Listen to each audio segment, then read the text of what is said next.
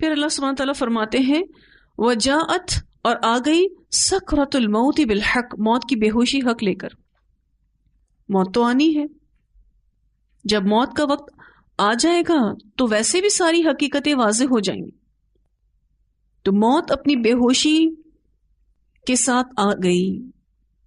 اس حصے سے دو باتیں پتہ چلتی ہیں. وجاءت سکرۃ الموت بالحق، ایک تو موت برحق ہے، اور دوسرا موت کی سختیاں بھی برحق ہیں. موت جیسے ہی آئے گی انسان کے سامنے لگے سارے پردے ہٹ جائیں گے، کیونکہ اس کو سب سے پہلے تو موت کے فرشتے نظر آنا شروع ہو جاتے ہیں، اور اسی موت کے بارے میں انسان نہیں سوچتا. اللہ تعالیٰ فرماتے ہیں ذالکہ، یہ وہی چیز تھی، ما کنت منہ، جو تھا تو اس سے، تحید، تو بدکتا، تو بھاگتا. یہ تو وہی چیز آ گئی جس سے تو بھاگا کرتا تھا. کہ موت بھی ایک سرپرائز ٹیسٹ کی طرح ہوتی ہے. جو تیار ہوگا وہ گھبرائے گا نہیں، اور جو تیار نہ ہوگا لازمی وہ گھبرائے گا. یہاں جو ذالکہ کے بعد ماں آ رہا ہے، اس کو اگر آپ سرکل کر لیں، یہاں ماں کے بارے میں دو قول ہیں. ماں موصولہ کے معنوں میں، یعنی جو کے میننگز میں، تو معنی یہ ہوگا کہ جس سے تو دور ہوتا، بھاگتا یا راہ فرار اختیار کرتا تھا، وہ چیز تیرے سامنے آ گئی ہے. وہ موت جس سے تو بھاگتا تھا وہ اب تیرے سامنے ہے. ایک دوسرے قول کے مطابق ماں یہاں نافیہ ہے، تو معنی یہ ہوگا کہ یہ وہ حالت ہے جس سے بھاگنے اور فرار ہونے کی تجھ میں قدرت نہیں ہے. یہ موت جو تجھے آ گئی ہے، اب تو اس سے اپنے آپ کو نہیں بچا سکتا، اب تو اس سے نہیں بھاگ سکتا، اس کی قدرت تجھ میں نہیں. تو ہم سب کو جہاں انسانوں سے شرمانے کی ضرورت ہے غلط کام کرنے میں، وہاں فرشتوں سے بھی شرمانے کی ضرورت ہے، کہ فرشتے انسان کے ہر عمل کے گواہ ہیں. یہ ساری زندگی ہمارے ساتھ رہتے ہیں. اب بتائیے کوئی ساری زندگی ہمارے ساتھ رہے تو کیا وہ پہچان نہیں جائے گا؟ کیسا نامہ اعمال تیار ہو رہا ہوگا. اور یہ فرشتے بھی انسان کی دوہری شخصیت کو دیکھ کر حیرت کرتے ہوں گے. کیا ابھی تو یہ شخص دینی مجلس میں اتنا دیندار تھا، جیسے ہی یہ دینی مجلس سے نکلا یہ تو عجیب ہی ہو گیا، یہ تو منافق ہو گیا، یہ ہوا کیا اس کو؟ دوہری شخصیتوں والا شخص. ہم سب کو یہ بات یاد رکھنے کی ضرورت ہے کہ ہم اکیلے نہیں ہیں. ہر وقت ہمارے ساتھ دو فرشتے ہیں، ہر وقت ہماری ریکارڈنگ ہو رہی ہے، ایک ایک لمحے کی ریکارڈنگ ہو رہی ہے، کوئی بھی لمحہ مسنگ نہیں ہے. جب یہ سوچ ہمارے اندر آئے گی تو لازمی ہم اپنے ایک دن کو بھی ضائع نہیں کریں گے، بلکہ ہم لمحوں کی حفاظت کریں گے. پھر ہم اپنی ترجیحات کا تعین بھی کریں گے کہ ہمیں کون سی چیز کو زیادہ ویلیو دینی ہے. جن کو بھی ان آیات کے سچا ہونے کا یقین ہے نا، وہ غفلت نہیں برت سکتا. ایسی آیات ہیں یہ. تو اپنے لمحوں کی حفاظت کریں.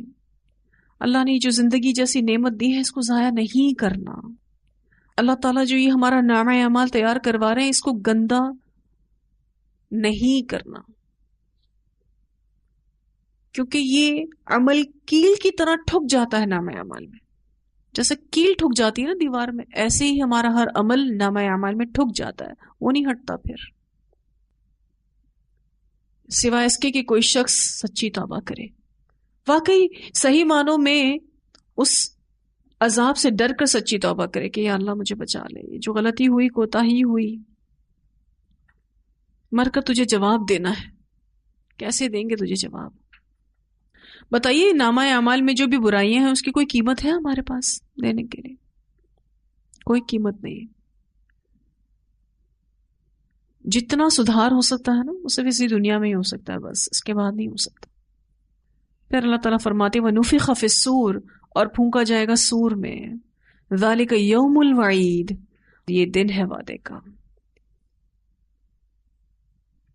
یہ جو سور پھونکا جائے گا اس بارے میں ہم پڑھ بھی چکے ہیں.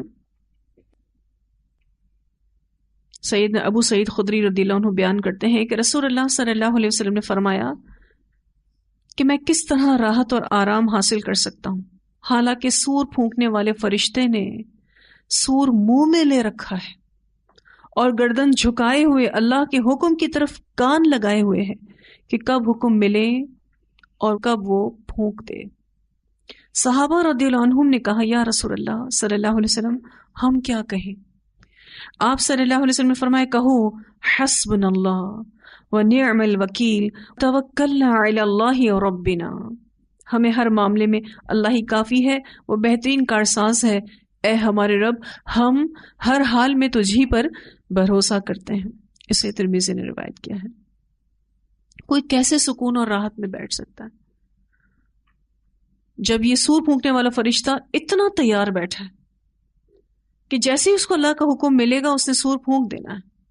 ایک سور پھونکا جائے گا جب تمام لوگوں کو ختم کر دیا جائے گا، اور پھر دوسرا جو سور پھونکا جائے گا اس میں تمام لوگوں کو میدان محشر میں ہانکا جائے گا، اور اسی میدان محشر میں فرشتے اس کے نیک اور برے اعمال کی گواہی دیں گے، جس کا ذکر انشاءاللہ ہم آگے بھی پڑھیں گے۔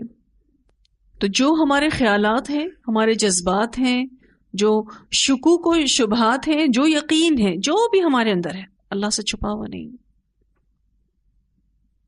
اور انسان جب تک زندہ ہے اس کی مکمل نگرانی ہو رہی ہے، اور جب وہ مر جائے گا تو اس کا نامہ اعمال لپیٹ کر محفوظ کر لیا جائے گا،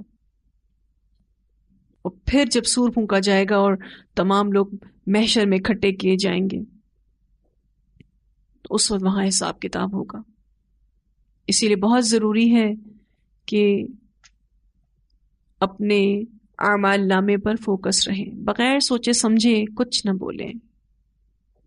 اور یہ جو زبان کی بے اعتدالی ہے وہ تھوڑا سا اگر ہم غور و فکر کریں تو لمحوں کے صبر سے قابو میں آ سکتی ہے۔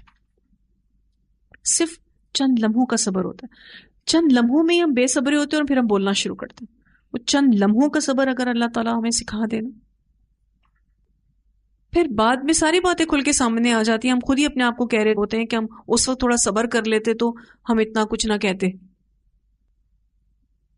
تو صرف لمحوں کا صبر ہے جو ہم اگر کر لیں تو اپنی زبان کو قابو کر سکتے ہیں۔ اور اسپیشلی صبح و شام کی دعائیں، اس کو بھی پڑھنا بہت ضروری ہے، کیونکہ اس میں ایک بڑی خوبصورت دعا ہے صبح و شام کی دعاؤں میں کہ ہم یہ دعا مانگتے ہیں کہ اللہ تعالیٰ تو مجھے میرے اپنے ہی نفس کے شر سے بچا، کیونکہ نفس کا جو شر ہے سب سے بڑا فتنہ ہے۔ تو الحمدللہ ہمارا یہ لیسن یہاں مکمل ہوا۔ اتنی آیات کی تلاوت سنتے ہیں۔ وَلَقَدْ خَلَقْنَا الْإِنسَانَ وَنَعْلَمُ مَا تُوَسْوِسُ بِهِ نَفْسُهُ وَنَحْنُ أَقْرَبُ إِلَيْهِ مِنْ حَبْلِ الْوَرِيدِ إِذْ يَتَلَقَّى الْمُتَلَقِّيَانِ عَنِ الْيَمِينِ وَعَنِ الشِّمَالِ قَعِيدٌ مَا يَلْفِظُ مِنْ قَوْلٍ إِلَّا لَدَيْهِ رَقِيبٌ عَتِيدٌ وَجَاءَتْ سَكْرَةُ الْمَوْتِ بِالْحَقِّ ذَلِكَ مَا كُنْتَ مِنْهُ تَحِيدُ وَنُفِخَ فِي الصُّورِ ذَلِكَ يَوْمُ الْوَعِيدِ۔ تو زبان کی حفاظت کرنی ہے۔ خلاصہ یہ ہے، جہاں ہم اپنے آپ کو اس چیز کی پریکٹس کروائیں گے کہ ہم جو بولیں گے اچھا بولیں گے اور باقی ٹائم میں ہم خاموش رہیں گے، زبان کا ایک بہت اچھا استعمال کہ آپ اللہ کا ذکر کرتے رہیں، اللہ کی تسبیح بیان کرتے رہیں، اور اس کے لیے اتنا کچھ سکھایا گیا ہے سنت میں، الحمدللہ کہ آپ ایک ذکر کے بعد دوسرا ذکر، دوسرے ذکر کے بعد تیسرا ذکر، اور ایک ایک بڑھ چڑھ کے اجر ملنے والے ذکر الحمدللہ موجود ہیں۔ میں ایک حدیث پڑھ رہی تھی صبح، سنن ابن ماجہ کی، سیدنا نعمان بن بشیر رضی اللہ تعالیٰ عنہ سے روایت ہے کہ رسول اللہ صلی اللہ علیہ وسلم نے فرمایا، تم لوگ اللہ کی عظمت کا جو ذکر کرتے ہو، یعنی سبحان اللہ، لا الہ الا اللہ، الحمدللہ، عرش کے گرد چکر لگاتے ہیں، ان کی ایسی بھن بناہٹ ہوتی ہے جیسے شہد کی مکھیوں کی بھن بناہٹ، وہ اپنے کہنے والے کا اللہ کے دربار میں ذکر کرتے ہیں۔ کیا تم نہیں چاہتے کہ اللہ کے دربار میں تمہارا ذکر ہوتا رہے؟ اسے ابن ماجہ نے روایت کیا ہے۔ ہم میں سے کون ہے جو یہ نہ چاہتا ہو کہ اللہ کے دربار میں اس کا ذکر ہو، اور اتنے اچھے الفاظوں میں؟ ہم میں سے ہر کوئی یہ چاہتا ہے کہ اچھے الفاظ میں اس کا اللہ کے سامنے ذکر ہوتا رہے۔ یہ جیسے ہی آپ پڑھتے ہیں سبحان اللہ، لا الہ الا اللہ، الحمدللہ، یہ کلمات عرش کے پاس پہنچ جاتے ہیں، اور ان کی یہ بن بناہٹ دراصل تذکرہ ہے اس پڑھنے والے کا جو اللہ کے پاس کرے ہوتے ہیں۔ اللہ تعالیٰ تجھے اس بندے نے ان خوبصورت کلمات کے ساتھ یاد کیا، اور پھر نامہ اعمال میں کتنی خوبصورت بات لکھی جائے گی کہ یہ بندہ اللہ کو یاد کر رہا ہے، اور اللہ کے دربار میں اس کا ذکر کیا جا رہا ہے ان کلمات کی وجہ سے۔ اور کتنے ورژنز الحمدللہ ہمیں تسبیحات میں ملتے ہیں جس کو پڑھ کر ہم اپنے نامہ اعمال کو خوبصورت سے خوبصورت بنا سکتے ہیں۔ گناہوں کا کفارہ بھی ہے۔ جب آپ سبحان اللہ و بحمدہ کو 100 بار پڑھ لیتے ہیں تو سمندر کے جھاگ کے برابر بھی اگر گناہ ہے تو وہ معاف ہو جائیں گے۔ کتنی دیر لگتی ہے ان اذکار کو کرنے میں، لیکن انسان اتنا غافل ہے کہ وہ ان خوبصورت کلمات کو چھوڑ کے وہ زبان کی جو غلط استعمال ہے اس میں پڑا ہوا ہے۔ اور اب ایسا معاملہ ہو گیا ہے کہ کام کی اور کارآمد چیزوں کی طرف سے فوکس ہٹ گیا ہے، اور جو بیکار اور فضول اور وقت کا ضیاع ہے اس پر فوکس زیادہ ہو گیا ہے، اور اس کی کئی مثالیں ہم اپنے آس پاس دیکھ بھی رہے ہیں۔ تو وقت کو برباد نہیں کرنا ہے، اپنے وقت کی حفاظت کرنی ہے۔ ہم میں سے کسی کو بھی یہ کنفرمیشن نہیں ہے کہ یہ لمحہ جو ہم نے آج گزارا ہے وہ ہمیں کل ملے گا بھی یا نہیں، یہی سیم ٹائم ہم گزاریں گے بھی یا نہیں، ہمیں کچھ نہیں پتا۔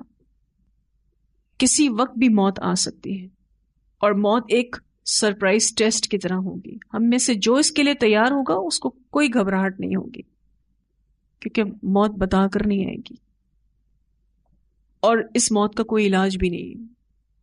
جب آ جائے گی تو نامہ اعمال کو لپیٹ دیا جائے گا، کلوزڈ، اکاؤنٹ کلوزڈ۔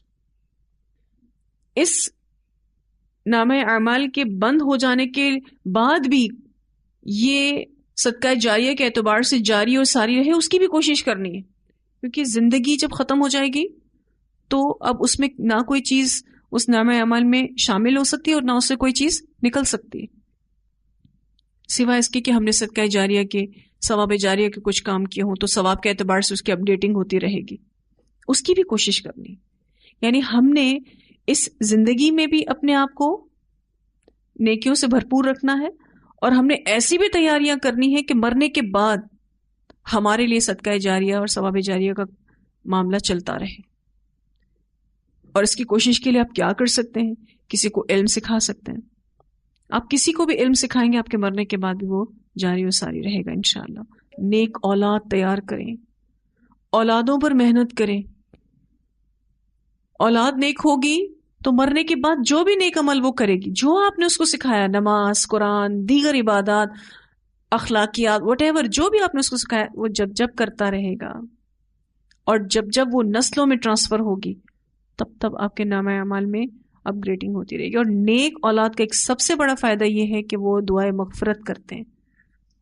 ان کو یہ بھی سکھائیں کہ جب آپ کے ماں باپ فوت ہو جائیں گے آپ نے اپنے پیرنٹس کے لیے دعائے مغفرت کرنی ہے، سکھائیں، بتائیں، سمجھائیں، کیونکہ یہ ہماری مرنے کے بعد کی پلاننگ ہے کہ جب ہم مر جائیں گے تو پھر ہمارے نامہ عمل میں کیا چیز اضافہ کر سکتی ہے نیکیوں کے اعتبار سے۔ اور کہیں پیسہ لگا جائیں نیک جگہ پر، کہیں مسجد بن رہی ہے، کوئی نیک کام ہو رہا ہے، کوئی کار خیر ہو رہا ہے، پیسہ لگا جائیں اپنا. جب تک وہ جگہ باقی رہے گی، جب تک وہاں پر اللہ کا کلمہ بلند ہوتا رہے گا، آپ کے اکاؤنٹ میں اپڈیٹنگ ہوتی رہے گی. ان 3 چیزوں کو فوکس کیجیے. اور اسی طرح سے گناہ جاریہ سے بھی بچیں. کوئی ایسا غلط کام جو آپ کو دیکھ کر، مجھے دیکھ کر کوئی کر جائے گا تو اس کے گناہ میں تو کوئی کمی نہیں آئے گی، لیکن ہمارے نام عمل میں بھی اس گناہ کو لکھا جائے گا، کیونکہ اس نے ہم سے سیکھا. اس سے بھی بچنے کی ضرورت ہے. تو اللہ ہم سب کو بہتر عمل کرنے کی توفیق عطا فرمائے. وآخر دعوانا ان الحمد للہ رب العالمین. سبحانک اللہم وبحمدک، نشہد ان لا الہ الا انت، نستغفرک ونتوب الیک.